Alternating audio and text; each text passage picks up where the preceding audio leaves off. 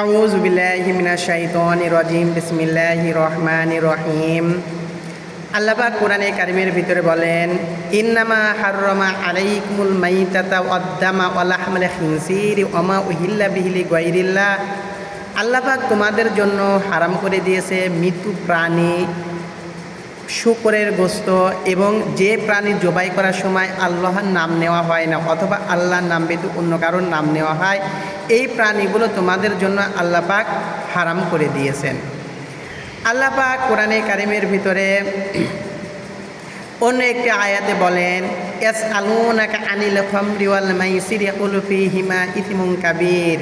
হে নবী, আপনাকে প্রশ্ন করা হয় মদ এবং জুয়া সম্পর্কে, আপনি বলুন মদ জুয়া দুটোই হারাম, দুটোই অন্যায়। অন্য একটি আয়াতে আল্লাহ পাক বলেন, ইয়া আইয়ুহাল্লাযীনা আমানু ইন্নামাল খামরু ওয়াল মাইসিরু ইয়া আইয়ুহাল্লাযীনা আমানু ইন্নামাল খামরু ওয়াল মাইসিরু ওয়াল আনসাবু ওয়াল আসলামু রিজসুম মিন আমলি শাইতানি ফাজতানিবুহু লাআল্লাকুম তুফলিহুন। আল্লাহ পাক বলেন, আমি তোমাদের জন্য হারাম করে দিয়েছি মদ, জুয়া, মূর্তি পূজা করা, ভাগ্য নির্ণয় করা, এগুলো সবই শয়তান ভিত্তিক কাজ, যাতে তোমরা সফলকাম হতে পারো। ইন্নামা ইউরিদু শাইতানু আইয়ুকিয়া বাইনাকুমুল আদাওয়াতাল বাগদাআ ফিল খামরি ওয়াল মাইসিরি ইয়াসুদ্দাকুম আন যিকরিল্লাহি ওয়া আনিস সালাহ ফাহাল আনতুম মুনতাহুন। আল্লাহ পাক বলেন, শয়তান তোমাদেরকে মদ, জুয়া এইগুলোর মাধ্যমে তোমাদের পরস্পরের মধ্যে শত্রুতা সৃষ্টি করতে চায় এবং আল্লাহর জিকির, আল্লাহ স্মরণ হতে তোমাদেরকে বিরত রাখতে চায়। তবুও কি তোমরা বুঝতে পারো না?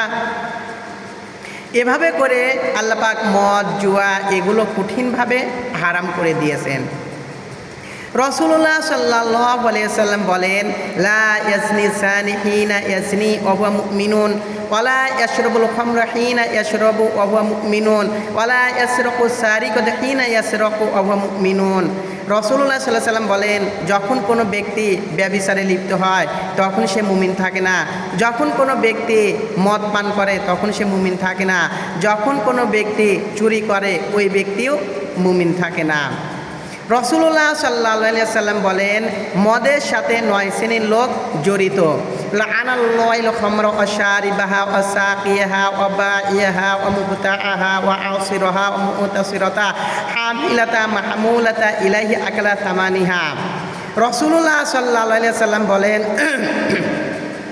আল্লাহ পাক মদ অভিশপ্ত করেছেন এবং অভিশপ্ত করেছেন মদ যে ব্যক্তি পান করে, যে ব্যক্তি ক্রয় করে, যে ব্যক্তি বিক্রি করে, যে ব্যক্তি সরবরাহ করে, যার কাছে সরবরাহ করা হয়, যে ব্যক্তি বহন করে, যার নিকট বহন করা হয়, মদের আসবাবপত্র যারা তৈরি করে আর মদের টাকা যারা ভাগ করে ভক্ষণ করে, সবাই সমান অপরাধী। এজন্য এগুলো মানুষ কঠিন অভিশপ্ত।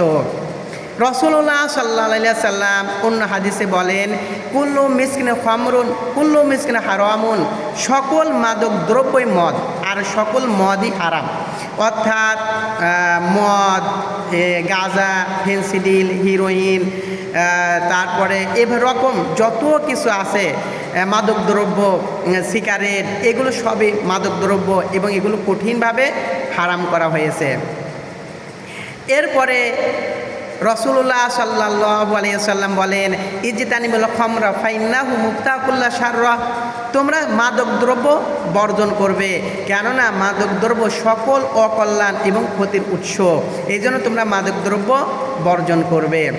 যারা মাদক দ্রব্য পান করবে তাদের সম্পর্কে অন্য হাদিসে আল্লাহ রাসূল বলেন, তাদের জন্য আল্লাহ পাক জান্নাত হারাম করে দিয়েছেন। লা ইয়াদখুলুল জান্নাতা মান্নান ওয়ালা আক ওয়ালা মুদমিনু খামরিন। আল্লাহ রাসূল বলেন, 3 ব্যক্তি জান্নাতে প্রবেশ করবে না, যে ব্যক্তি উপকার করে খুঁটা দেয়, যে ব্যক্তি পিতামাতার অবাধ্য হয়, আর যে ব্যক্তি সর্বদা মদ পান করে, তারা জান্নাতে প্রবেশ করতে পারবে না। অন্য একটি জায়গায় আল্লাহ রাসূল বলেন, যারা মাদক দ্রব্য পান করবে তাদেরকে কি খাওয়ানো হবে? কুল্লু মিসকিনা হারামুন ইন্না আলাল্লাহি আহাদান লিমান ইয়াশরাবু আইয়াসাকিয়াত মিন তিনাতিল খাবালা। ক্বালা ইয়া রাসূলুল্লাহ ওয়া তিনাতুল খাবালা ক্বালা আরকা আহলিন নার। রাসূলুল্লাহ সাল্লাল্লাহু আলাইহি ওয়াসাল্লাম বলেন, যারা দুনিয়াতে মাদকদ্রব্য পান করবে কিয়ামতের দিন জাহান্নামে তাদেরকে তিনাতুল খাবার খেতে দেওয়া হবে। সাহাবীরা বললেন, ইয়া রাসূলুল্লাহ, তিনাতুল খাবারটা আবার কি? আল্লাহ রসুল বললেন, এটা জাহান্নামীদের ঘাম, অর্থাৎ জাহান্নামীদের যে ঘাম বের হবে ওই ঘাম তাদেরকে খেতে দেওয়া হবে। অন্য হাদিসে রাসূলুল্লাহ সাল্লাল্লাহু আলাইহি সাল্লাম বলেন, ইন্না দালওয়ান মিন গাসাকিন ইহরাকু ফিদ দুনিয়া লাংতান আহলাদ দুনিয়া। রাসূলুল্লাহ সাল্লাল্লাহু আলাইহি সাল্লাম বলেন, জাহান্নামীদের শরীর থেকে যে ঘাম বের হবে এই ঘাম যদি দুনিয়াতে এক বালতি ঢেলে দেওয়া হতো তাহলে পুরো পৃথিবী দুর্গন্ধ করে দেওয়া হতো, পুরো পৃথিবী দুর্গন্ধ হয়ে যেত। তাহলে যেই ব্যক্তিকে এই খাবার খাওয়ানো হবে তার অবস্থা কেমন হবে? অন্য জায়গায় আল্লাহ পাক বলেন যে ওয়াইউহিল্লা লাহুমুত তাইয়্যিবাতি ইউহিল্লা লাহুমুত তাইয়্যিবাতি ওয়া হাররিমু আলাইহিমুল খাবাইথা ওয়া লা ইয়াদু আনহুম। যে খাবারগুলো তোমাদের জন্য পবিত্র, তোমাদের উপকার করে, সেইগুলো তোমাদের জন্য হালাল করা হয়েছে। আর যে খাবারগুলো তোমাদের জন্য কি ক্ষতিকার, তোমাদের শরীরের জন্য কি করে, ক্ষতি করে, সেই খাবারগুলো সেই খাবারগুলো তোমাদের জন্য হারাম করা হয়েছে। অর্থাৎ যে খাবারগুলো শরীরের ক্ষতি করে, মাদকদ্রব্য মানুষের শরীরের ক্ষতি করে, এজন্য আল্লাহ পাক এটাকে হারাম করে দিয়েছেন। আল্লাহ পাক কোরআনে কারিমের ভিতরে বলেন, ওয়ালা তুলকু বিআইদিকুম ইলা তাহলুকা, তোমরা নিজেদেরকে ধ্বংস করো না। অর্থাৎ যে খাবার খেলে যেগুলো তোমাদের শরীর নষ্ট করে, ক্ষতি করে, এজন্য তোমরা নিজেদেরকে ধ্বংস করো না। মাদকদ্রব্য নিজেদেরকে ধ্বংস করে, এজন্য আমরা মাদকদ্রব্য থেকে সরে আসি। যারা এটা পান করি আমরা যেন তওবা করে এই পথে যেন আমরা না যাই, মানুষকে সচেতন করি যেন মানুষরা মাদকদ্রব্য বর্জন করে।